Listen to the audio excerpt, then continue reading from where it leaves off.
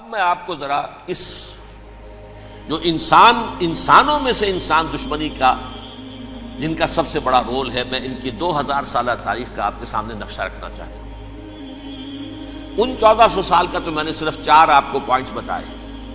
موسیٰ سے عیسیٰ تک 1400 برس علیہ الصلوۃ والسلام، 2 مرتبہ عروج، 2 مرتبہ زوال، اشیریوں کے ہاتھوں پٹوائی، بابلیوں کے ہاتھوں پٹانا، گریکس کے ہاتھوں مرمت، رومنز کے ہاتھوں مرمت۔ یہ جو 2000 سال ہیں، کیونکہ اب تو ظاہر بات ہے 21ویں صدی شروع ہو گئی، 20 صدیاں حضرت مسیح کو پوری ہو گئی۔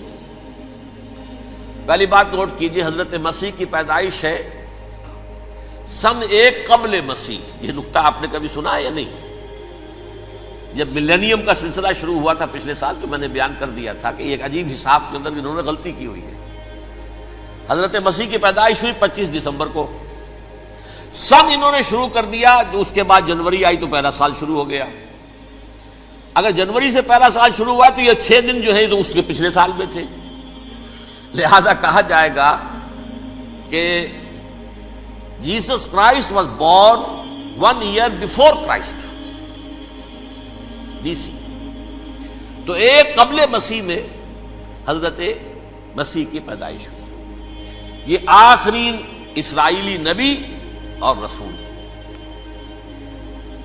یہودی علماء کی مخالفت، دشمنی، سولی پر چڑھوا دینا میں بیان کر چکا ہوں۔ سن 33 عیسوی میں جبکہ حضرت مسیح کی عمر 33 برس تھی، اللہ تعالیٰ نے انہیں زندہ آسمان پر اٹھا لیا، لیکن یہودیوں نے اپنے خیال کے مطابق انہیں سولی پر چڑھوا دیا، ان کی موت واقع ہو گئی۔ اگرچہ اس کے بعد یہ اختلاف ہے ان میں، یہودی کہتے ہیں وہ سولی پر چڑھ گیا، ختم ہوا، مر گیا۔ عیسائی کہتے ہیں نہیں، انتقال ہوا ہے مسیح کا صلیب پر، لیکن پھر وہ دوبارہ زندہ ہو گئے ہیں۔ ان کی لاش ایک غار میں رکھ دی گئی تھی، وہاں ریزریکشن ہو گیا، ان کا باعث بعد الموت وہیں ہو گیا، اور پھر انہیں اللہ نے زندہ آسمان پر اٹھا دیا۔ تو ہمارے اور عیسائیوں کے درمیان نوٹ کر لیجئے، یہ چیز مشترک ہے کہ حضرت مسیح آسمان پر زندہ اٹھائے گئے۔ فرق کیا ہے؟ وہ سمجھتے ہیں کہ سولی دیے گئے، سولی پر مرے، پھر زندہ ہوئے، پھر گئے۔ ہم سمجھتے ہیں کہ نہیں، وما صلبوہ وما قتلوہ، انہوں نے نہ صلیب دے سکے انہیں اور نہ انہیں قتل کر سکے، بل رفعہ اللہ الیہ، اللہ نے اٹھا لیا۔ پھر ہمارا اور یہ اس کا عیسائیوں کا ایک اور اتفاق ہے، سیکنڈ کمنگ آف جیسس، حضرت مسیح دوبارہ آئیں گے۔ یہ عیسائیوں کا بھی عقیدہ ہے اور ہمارا بھی۔ بہرحال تو جیسا کہ میں نے عرض کیا کہ اس وقت یہ عذاب استیصال، عذاب اکبر کے مستحق ہو چکے تھے، لیکن اللہ نے ان کی مدت دراز کی ہے، لیکن ان پر دنیاوی عذاب کا ایک کوڑا جو ہے اللہ تعالی کی طرف سے اسی وقت برسا۔ دنیاوی عذاب دنیا میں رہتے ہوئے ختم نہیں کیا گیا۔ 37 برس بعد حضرت مسیح کے رفع سماوی کے 37 برس بعد سن 70 میں یہودیوں نے بغاوت کی رومیوں کے خلاف۔ رومی ٹائٹس جنرل تھا ایک، اس نے پھر جو حملہ کیا ہے، 1,33,000 یہودی ایک دن میں قتل کیا یروشلم میں، اور ہیکل سلیمانی گرا دیا۔ وہ ہیکل پہلے بھی گرا تھا، پہلے 1400 سال کے دوران میں بھی نبوکدنضر نے گرایا تھا، لیکن پھر اس کے 150 سال بعد انہوں نے دوبارہ بنا لیا تھا، اس لیے وہ اسے سیکنڈ ٹیمپل کہتے ہیں۔ پہلا ٹیمپل جو حضرت سلیمان نے بنایا تھا، نبوکدنضر نے گرا دیا 587 قبل مسیح میں، پھر دوبارہ انہوں نے 150 سال کے بعد بنا لیا۔ وہ اس تاریخ کا حصہ ہے، میں نے جس کے بارے میں آپ کو تفصیل نہیں بتائی۔ اس میں یہ ہوا سن 70 میں وہ گرا دیا گیا، وہ آج تک گرا پڑا ہوا ہے۔ نمبر 2، یہ کہہ دیا گیا کہ یہودیوں اس ارض فلسطین سے نکل جاؤ، تم یہاں نہیں رہ سکتے اب۔ لہذا جس کا جہاں سینگ سمایا چلا گیا، یورپ میں چلے گئے، ایشیا میں آ گئے، عرب میں آ گئے یہ 3 قبیلے جو رات بھی میں نے عرض کیا تھا، بنو قینقاع، بنو نذیر اور بنو قریظہ، یہ وہاں سے آ کے مدینے میں آباد ہو گئے۔ جس کا جہاں سینگ سمایا، افریقہ میں، ہندوستان میں، جہاں چلے گئے، ڈایاسپورا اسے کہتے ہیں، وہ آپ نوٹ کر لیجیے اس لفظ کو، ڈایاسپورا، ہمارا دور انتشار، جبکہ ہمیں ہماری اصل سرزمین تو فلسطین ہے، حضرت ابراہیم کا مسکن، حضرت اسحاق حضرت یعقوب کا مسکن فلسطین، یہ ہے ہماری اصل جاگیر، یہ تو ہماری جدی پشتی جاگیر ہے، لیکن یہاں سے نکال دیے گئے سن 70 عیسوی میں، اور وہاں سے لے کے 1917 تک ان کا ڈایاسپورا جاری رہا۔ یہ دور انتشار ہے۔ اس دور انتشار کے اب چند حصے ہیں جس کو میں چاہتا ہوں کہ آپ علیحدہ علیحدہ سمجھ لیں۔ دور انتشار کا جو پہلا جو ہے تقریباً 300 برس رومی حکمران تھے، وہ یہودیوں کے بھی دشمن تھے اور عیسائیوں کے بھی دشمن تھے، عیسائی اور یہودی ایک دوسرے کے بھی دشمن تھے، لیکن رومی سمجھتے تھے کہ یہ ایک ہی تھیلی کے چٹے بٹے ہیں۔ رومیوں کے نزدیک عیسائی بھی یہودیوں ہی کا ایک فرقہ تھے، کوئی علیحدہ مذہب تو تھا ہی نہیں، لہذا رومی جو ہیں رومنز وہ ان دونوں کو ستاتے تھے، مارتے تھے، اور یہ آپس میں لڑتے تھے، یہودی عیسائیوں کو مارتے تھے، عیسائی یہودیوں کو مارتے تھے۔ یہ ہے 300 برس تک کی تاریخ۔ سن 300 عیسوی میں کیا ہوا؟ ایک معجزہ ہو گیا۔ بہت عظیم ایمپرر کانسٹینٹائن، قسطنطین اعظم، رومن ایمپررز میں سے بہت بڑا ایمپرر، وہ عیسائی ہو گئے۔ اب تو معاملہ بالکل تلپٹ ہو گیا، پوری سلطنت عیسائی ہو گئی۔ اب عیسائیوں کے عیش ہو گئے اور یہودیوں پہ مار پڑنی شروع ہوئی۔ اب عیسائیوں کا آپ خود سوچئے کہ جنہیں وہ خدا بنا بیٹھے ہیں، خدا کا بیٹا قرار دے رہے ہیں، ان کے قاتل کون؟ یہودی بدماش۔ لہذا ان کی وہ پٹائی شروع ہوئی ہے یورپ میں، پوری رومن امپائر میں انہیں ذلیل کیا گیا، شہروں میں آمد بند، علیحدہ رہو، گھیٹوز کے اندر رہو۔ یہودی کا نام جو ہے وہ گالی بن گیا، جیسے آج بھی یہودی گالی کہتے ہیں، جیسے خنزیر کا لفظ، آخر وہ بھی اللہ کی مخلوق ہے، لیکن آپ کو معلوم ہے کوئی شخص زبان پر نام نہیں لانا چاہتا خنزیر کا، سور کا، ہے تو مخلوق، وہ بھی ایک حیوان ہے۔ ایسے ہی یہ ہے یہودی گالی، جیوٹ گالی۔ لہذا ایک طرف تو ان دونوں کے درمیان دشمنی، جس کو قرآن کہتا ہے وَأَغْرَيْنَا بَيْنَهُمُ الْعَدَاوَةَ وَالْبَغْضَاءَ، ہم نے ان کے مابین دشمنی جو ہے پیدا کر دی ہے۔ اور جب یہ پوری سلطنت عیسائی ہو گئی تو قافیہ تنگ ہو گیا یہودیوں کا۔ اب آئیے 571 عیسوی، یعنی جب کہ ڈایاسپورا کو کتنا عرصہ ہو چکا تھا؟ 500 برس۔ سن 70 سے شروع ہوا ڈایاسپورا، جب ٹائٹس نے گرایا ہے ہیکل کو اور نکال باہر کیا انہیں فلسطین سے، بھاگ جاؤ، یہاں ایک یہودی بھی نہیں رہے گا، فلسطین سے نکال دیے گئے۔ اس کے پورے 500 برس بعد سن 571 عیسوی میں حضور کی پیدائش ہوئی، ولادت با سعادت محمد الرسول اللہ صلی اللہ علیہ وسلم۔ 610 میں آپ پر وحی کا آغاز ہوا، لیکن حضور کے ساتھ ان کا معاملہ کیا رہا؟ اول تو جبکہ حضور ابھی مکے ہی میں تھے، یہودیوں نے ریشہ دوانیاں شروع کر دی حضور کے خلاف۔ قریش مکہ کو سکھاتے تھے، پڑھاتے تھے، ان سے یہ پوچھو، ان سے یہ پوچھو، انہیں اس طرح تنگ کرو، ان سے یہ امتحان لو، یہ آپ کے علم میں ہے۔ سورہ بنی اسرائیل میں، سورہ کہف میں وہ سوالات جو امتحانی سوالات آئے تھے، ذوالقرنین کون تھا، اصحاب کہف کون تھے، تم رسول بنے پھرتے ہو تو بتاؤ، اور یہ روح کی حقیقت کیا بتاؤ، یہ ساری ریشہ دوانیاں کر رہے تھے بیٹھے ہوئے، ابھی وہیں پر حضور ابھی پہنچے بھی نہیں۔ ہجرت فرما کر حضور تشریف لے آئے تو حضور نے، جسے ماسٹر سٹروک کہا جائے گا، یعنی اسٹیٹس مین شپ کا ماسٹر سٹروک، آپ نے مدینے میں آتے یہودیوں کے ساتھ پیکٹ کر دیا، جوائنٹ ڈیفنس پیکٹ آف مدینہ، کہ اگر مکے والے ہم پر حملہ کریں گے تو ہم مل جل کر ایک قوم کی حیثیت سے مقابلہ کریں گے۔ یہ میثاق مدینہ کہلاتا ہے، جس کے بہت غلط معنی پہنائے جا رہے ہیں آج کل۔ بہرحال میں موضوع میرا چونکہ یہ نہیں، میں ادھر نہیں جاؤں گا، لیکن ہوا کیا؟ ہر مرتبہ یہ خیانت کے مرتکب ہوئے، ان نے جو عہد کیے تھے ان سے پھرے، اندر ہی اندر سازش، ریشہ دوانی، حضور کی بدترین دشمنی۔ سورہ نساء کی آیت نمبر 12 میں 14 میں 13 میں فرمایا ہے لا تزال تطلع علی خائنۃ منہم، اے نبی ہمیشہ آپ کے علم میں ان کی طرف سے خیانتیں، بددیانتیاں آتی رہیں گی.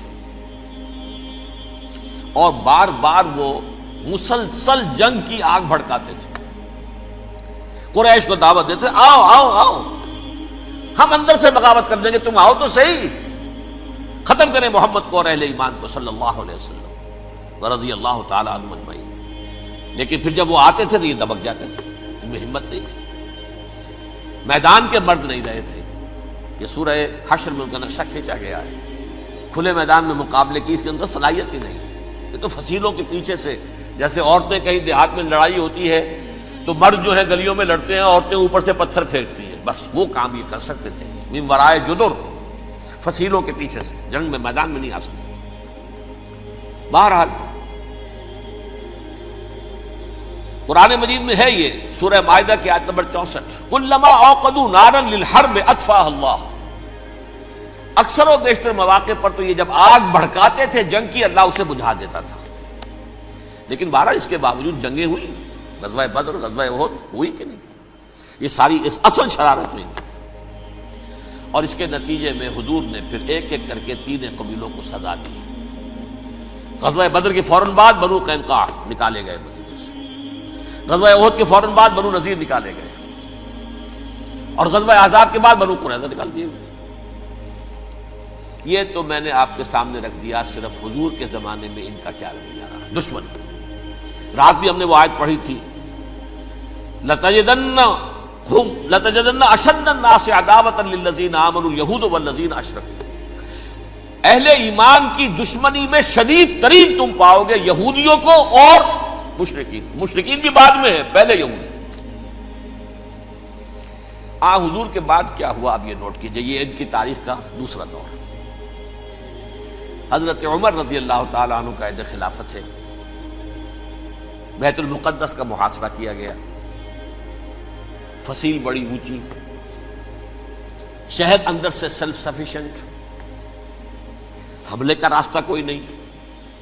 محاصرہ طول کھینچ رہا ہے لیکن ان کے پاس رسد بھی موجود ہے، پانی بھی موجود ہے، وہ دروازے بند کر کے بیٹھے ہوئے. بالآخر اللہ تعالیٰ کی مشیت کا ظہور کیسے ہوا؟ ان کے کچھ علماء آئے فصیل پر، کہا دیکھو مسلمانوں، تم قیامت تک بھی یہاں پڑے رہو گے محاصرہ کر کے، ہمارا یہ شہر فتح نہیں ہوگا. ہاں ایک درویش بادشاہ کے ہاتھوں یہ شہر فتح ہونا ہے، لیکن تمہارے اندر ہمیں وہ نظر نہیں آ رہا. ابو عبیدہ بن الجراح رضی اللہ تعالی عنہ، امین هذه الامہ، ان کا فوراً ذہن گیا وہ درویش بادشاہ مدینے میں بیٹھا ہوا ہے عمر رضی اللہ تعالی. اب ایک اور عمر بھی ہے جو قندھار میں بیٹھا ہے. نقشہ وہی ہے، سادگی کی حد تک نقشہ وہی، بالکل وہی، اپنی آنکھوں سے دیکھا ہے وہی سادگی. عمر اول، عمر ثانی تھے عمر بن عبد العزیز. اب ایک اللہ کے فضل سے اللہ تعالیٰ ایدہ اللہ بنصرتہ، اللہ تعالیٰ ان کی نصرت فرمائے، دشمنوں کو ان کے مقابلے میں نیست و نابود کرے. انہوں نے ریکویسٹ بھیج دی کہ حضور تشریف لائیے، یہ شہر فتح ہو جائے گا. وہ ہے سفر تاریخی، اتنا طویل سفر، تقریباً 700 میل، ایک اونٹ، ایک خادم، ایک منزل پہ امیر المومنین اوپر بیٹھے، خادم آگے چل رہا ہے، اگلی منزل پہ خادم اوپر بیٹھا ہے، امیر المومنین آگے جا رہے ہیں. اور جب پہنچے ہیں تو وہ باری تھی خادم کی. اس نے ہاتھ جوڑ دیا، حضور خدا کے لیے تم کیا کہیں گے لوگ، وہ میرا برا حال کر دیں گے، تمہیں شرم نہیں آئی؟ امیر المومنین پیدل آگے چل رہے ہیں نکیل پکڑ کر، اور تم بیٹھے ہو اوپر براجمان ہو. حضرت عمر فرمایا الدور دورک، نہیں باری تمہاری ہے، بیٹھ. اس حال میں پہنچے ہیں. اور پھر یہ کہ ابو عبیدہ بن الجراح آئے ہیں، استقبال کیا ہے تو دیکھا ہے اس حال میں چلے آ رہے ہیں. عمر نکیل پکڑے ہوئے چلے آ رہے ہیں، اور کہتے ہیں کہ کہیں کیچڑ ویچڑ تھا، جوتے خراب ہو گئے تھے، وہ بھی اتار کے ہاتھ میں پکڑے ہوئے، کپڑے تو تھے ہی پھٹے ہوئے. انہوں نے کہا بھی حضرت ابو عبیدہ نے، دیکھیے یہ بڑا متمدن ملک ہے، بڑا مہذب علاقہ ہے یہ، آپ ذرا حلیہ اپنا درست فرما لیں تب جا کے پیش ہم آپ کو کریں گے. آپ نے فرمایا نحن قوم اعزنا اللہ بالاسلام، ہم وہ قوم ہیں جنہیں اللہ نے عزت دی ہے اسلام کے ذریعے سے. کپڑوں کے ذریعے سے نہیں، دولت کے ذریعے سے نہیں۔ اسی حال میں گئے ہیں، اوپر سے انہوں نے کھڑے ہو کر نشانیاں دیکھی ہیں، اپنی کتابیں کھولی، ہاں یہ وہی ہے، اچھا لو جی سرنڈر، شہر تمہارے ہاتھ میں۔ خون کا ایک قطرہ نہیں بہا اور بیت المقدس فتح ہو گیا۔ لیکن اس وقت حضرت عمر نے ایک نرمی یہ کی کہ یہودیوں کے لیے بھی اسے اوپن سٹی قرار دے دیا۔ یہ احسان عظیم حضرت عمر کا، اس سے پہلے یہودی آ ہی نہیں سکتا تھا، داخل ہی نہیں ہو سکتا تھا، وہاں وہ آ کر وزٹ نہیں کر سکتا تھا، زیارت نہیں کر سکتا تھا اپنے مقدس مقامات کی۔ حضرت عمر نے یوں سمجھیے کہ تقریباً 550 برس کے بعد ان کے لیے راستہ کھولا ہے کہ ہاں تم آ سکتے ہو، زیارت کر سکتے ہو۔ لیکن یہ عیسائیوں نے لکھوایا معاہدے کے اندر، انہیں یہاں آپ آباد ہونے کی اجازت نہیں دیں گے، لیکن کم وزٹ دی پلیسز، دیکھیں زیارتیں کریں اور جائیں۔ یہ معاہدہ حضرت عمر کا ہے رضی اللہ تعالیٰ، جو پھر خلافت راشدہ کے بعد بنو امیہ نے بھی اس کو آرڈر کیا، بنو عباس نے کیا، پھر جو ہمارے یہ ترکوں میں اندر خلافت آئی تو ترک خلفاء نے بھی اس معاہدے کی پوری پابندی کی۔ فلسطین میں آ سکتے ہیں یہودی صرف زائرین کی حیثیت سے، وہاں آباد نہیں ہو سکتے۔ اب آئیے اگلا دور آیا حضرت عثمان کا دور خلافت۔ یہ ہے وہ وقت کہ اب یہود نے امت مسلمہ کی پیٹھ میں چھرا گھونپا۔ وہ کیسے؟ ایک یہودی عبداللہ ابن سبا اسلام کا لبادہ اوڑھ کر آ گیا، معاشرے کا جائزہ لے لیا، ان میں بنو ہاشم اور بنو امیہ میں جو پرانی کشاکش تھی اس کے کچھ نہ کچھ جراثیم باقی ہیں، اگر ان کو ذرا بھڑکا دے تو مسلمانوں میں انتشار پیدا ہو جائے۔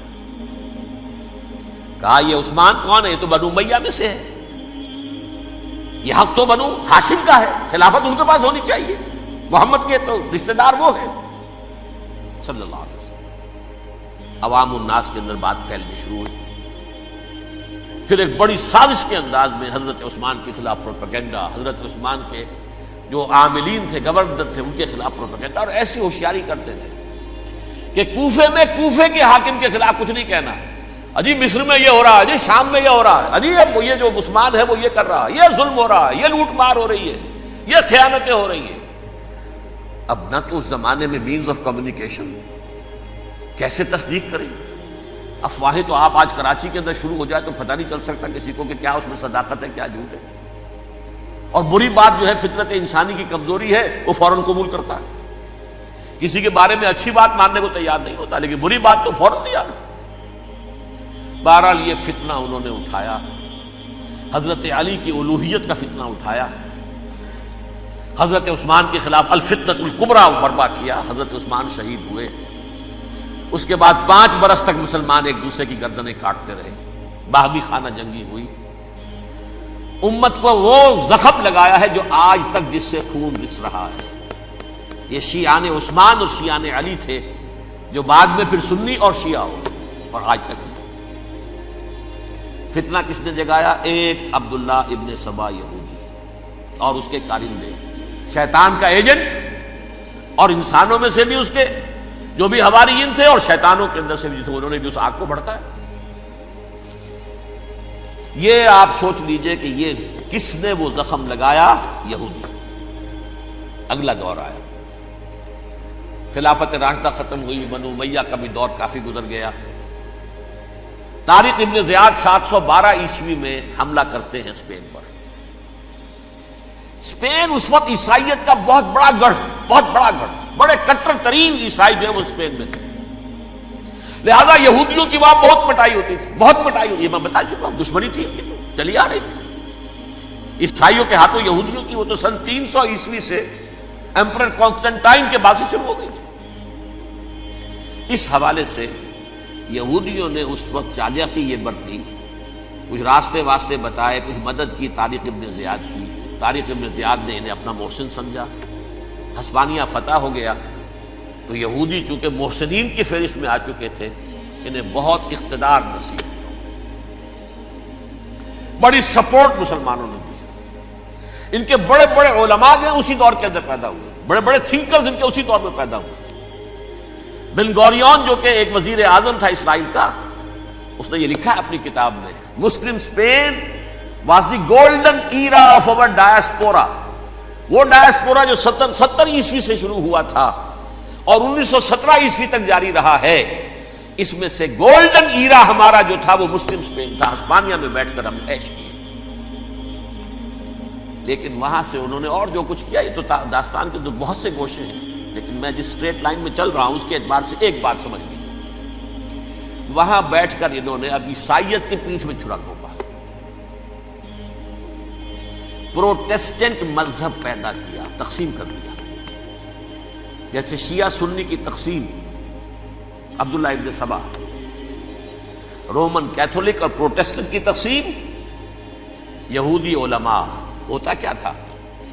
ہسپانیہ کی یونیورسٹیاں ہیں، کارڈووا میں ہے، ٹولیڈو میں ہے، گریناڈا میں ہے، غرناطہ، قرطبہ، تولیتلا، اور وہاں آتے تھے لوگ. فرانس سے چلے آ رہے ہیں نوجوان پڑھنے کے لیے، جرمنی سے چلے آ رہے ہیں، اٹلی سے چلے آ رہے ہیں. 3 ہی ملک قریب ترین پڑھتے ہیں سینٹرل جو یورپ کے ہیں. یہاں پر جو ہے وہ اسلام جو نور پھیلا رہا تھا اس سے بھی مستفیض ہوئے. جہالت کے جو ہے پردے ان کے وہ چھٹے. اس کے ساتھ ہی وہ یہودی وہاں ان کے اندر جو جراثیم داخل کر رہے تھے وہ اس عیسائیت کے خلاف بغاوت تھی. جو اس وقت دنیا میں عیسائیت اس وقت تھی، پوپ کا راج تھا دنیا میں اس وقت.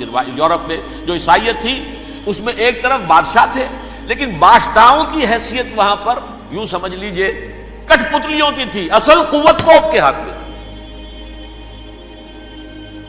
اور پوپ کو انہوں نے جیسے قرآن نے کہا اتخذوا احبارهم ورهبانهم اربابا من دون اللہ، کیونکہ سینٹ پال نے شریعت موسوی ساقط کر دی تھی تو اب شریعت تھی ہی نہیں. پوپ کو اختیار تھا جس چیز کو چاہے حلال قرار دے دے، جس چیز کو چاہے حرام قرار دے دے.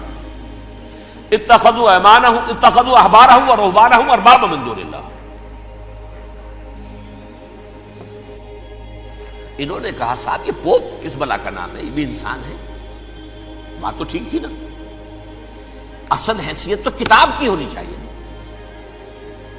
ڈیوائن بک، دی ریویلڈ اسکرپچر. لہذا اور یہ کتاب ہر شخص پڑھ سکتا ہے.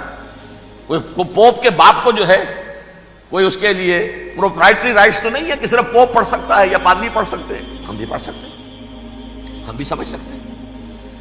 یہ باتیں تھی کہ جن کو بڑھا چڑھا کر بیان کر کے اور پوپ کا اقتدار ختم کرا دیا اور توجہ مرکوز کر دی بائبل کی طرف. اب بائبل میں بڑا حصہ تو اولڈ ٹیسٹامنٹ کا ہے. نتیجہ کیا ہوا؟ یہود کی عظمت پروٹیسٹنٹس کے نزدیک مسلم ہو گئی. اصل قوم تو یہ ہے، وہ دشمنی بدلی کہ نہیں بدلی؟ موسیٰ کے امتی یہ ہے، تورات موسیٰ کو دی گئی، ابراہیم کی نسل یہ ہے.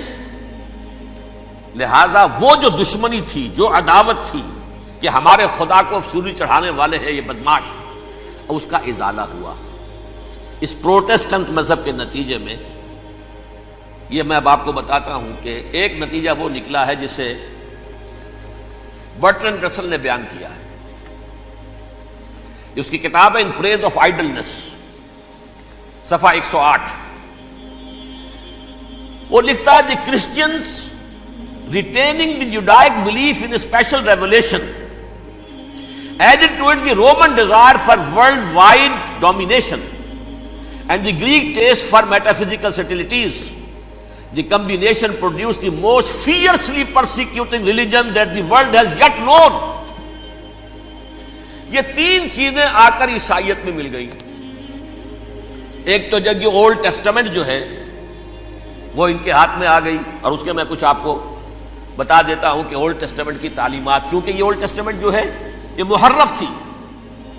اصل تورات تو گم ہو گئی تھی 587 قبل مسیح میں، جب پہلی مرتبہ ہیکل جو ہے تباہ ہوا ہے اس وقت ختم ہو گئی تھی. اس کے کوئی 150 سال کے بعد انہوں نے یادداشتوں سے مرتب کر کے لکھی ہے. اب اس میں ان کے اپنے خیالات، اپنے امانی، اپنی توجیحات وہ شامل ہو گئی.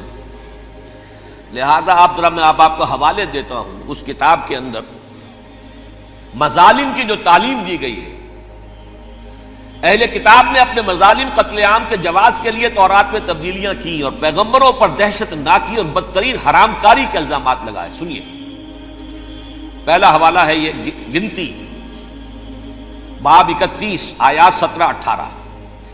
اس لیے ان بچوں میں جتنے لڑکے ہیں سب کو مار ڈالو، اور جتنی عورتیں مرد کا منہ دیکھ چکی ہیں ان کو بھی قتل کر ڈالو، لیکن ان لڑکیوں کو جو مرد سے واقف نہیں اور اچھوتی ہیں اپنے لیے زندہ رکھو. یہ کسی اللہ کی کتاب کا یہ جملہ ہو سکتا ہے؟ کسی ریویل بک کا؟ اور سنیے، یہ ہے استثناء ڈیٹرانومی باب 20 آیت 16-18.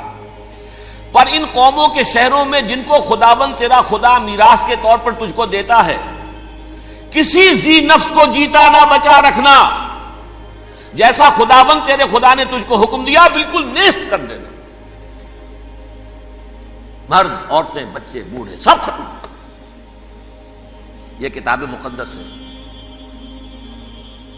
اور سنیے، سموئیل باب 27 آیت نمبر 9. اور داؤد نے اس سرزمین کو تباہ کر ڈالا اور عورت مرد کسی کو جیتا نہ چھوڑا. نمبر 4، ان سب آباد شہروں کو ماں، عورتوں اور بچوں کے بالکل نابود کر ڈالا. کتاب استثناء باب 3 آیت 6. یہ ہے جو کہہ رہا ہے برٹرینڈ رسل، کرسچینٹی میں آ کر اب یہ 3 چیزیں شامل ہو گئی. ایک تو یہ باربیرین یہ تعلیم جو ہے، اور یہ مذہب کے نام پہ تعلیم، یہ کتاب مقدس کی تعلیم. نمبر 2، رومنز کے اندر جو ایک تمنا تھی ورلڈ ڈومینیشن کی، وہ عیسائیت کے اندر آ گئی. اس لیے کہ پوری رومن امپائر جو ہے عیسائی ہو گئی، تو اسے وراثت کے اندر ورلڈ ڈومینیشن کی جو ایک تمنا تھی وہ مل گئی. اور پھر یہ کہ انہوں نے جو توہمات تھے یونانیوں کے، ان کو بھی اپنے ہاں مختلف شکلوں کے اندر جمع کر لیا. ان 3 چیزوں کا the combination produced the most fiercely persecuting religion that the world has yet known. اس کے نتیجے میں دنیا میں تاریخ انسانیت کے اندر جو بدترین خوخار ترین مذہب ہو سکتا ہے وہ شکل عیسائیت نے اختیار کی. اور اس کا مظہر عتم کیا تھا؟ نوٹ کیجیے، صلیبی جنگیں. ایک بات ٹائم ٹیبل کے اعتبار سے نوٹ کر لیجیے گا. فرسٹ ملینیم ختم ہوا، سیکنڈ شروع ہوا. ان کے 1000 سال ختم ہوئے تو 11ویں صدی میں سیکنڈ ملینیم شروع ہوا، تو پہلی صلیبی جنگیں ہوئی. لاکھوں مسلمان قتل کیے. صرف یروشلم کے اندر اتنا خون بہایا ہے کہ خود ان کے ہسٹورینز لکھتے ہیں کہ جب ان صلیبیوں نے جب گھوڑوں کے ساتھ وہ چل رہے تھے گلیوں میں، تو ان کے گھوڑوں کے گھٹنوں تک خون کی ندی بہ رہی تھی. جہاں سے گزرے ختم کرتے چلے گئے، آبادیاں کی آبادیاں ختم. اگرچہ اس کروسیڈ میں گیہوں کے ساتھ گھن بھی پسا، یہودی بھی بہت مارے گئے. یہ فرانس سے، جرمنی سے جب یہ کروسیڈرز آ رہے تھے، 3000 میل کا سفر طے کر کے آئے تھے. سوچئے تو صحیح. اربن ثانی پوپ جو تھا، آگ لگا دی تھی اس نے پورے یورپ کے اندر. شرم سے ڈوب مرو، تمہارے مقدس علاقے مسلمانوں کے ہاتھ میں. انفیڈلز، یہ کافر، یہ مرتد، یہ ملحد. مسیح جہاں پیدا ہوا، مسیح کو جہاں سولی دی گئی، وہ کہاں ہے؟ ان کے ہاتھ میں. وہ آگ لگائی ہے. 3000 میل کا فاصلہ طے کر کے یہ قومیں آئی ہیں، اور جو تباہی مچائی ہے. تاریخ انسانی میں ایسی بربریت کی کوئی مثال. اور یہ ان کے اپنے ہسٹورینز لکھتے ہیں. شرم کے مارے ایسے محسوس ہوتا ہے جیسے ان کی گردنیں جھکی جا رہی ہیں.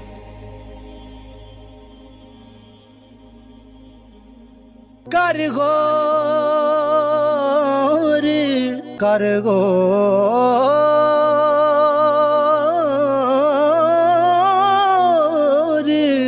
ہتھاں دیاں انگلیاں تے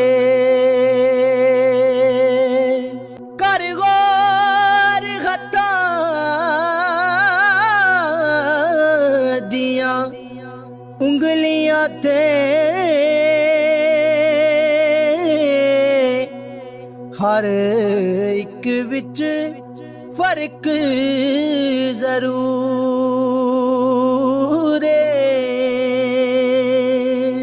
انج فرق یہ ساری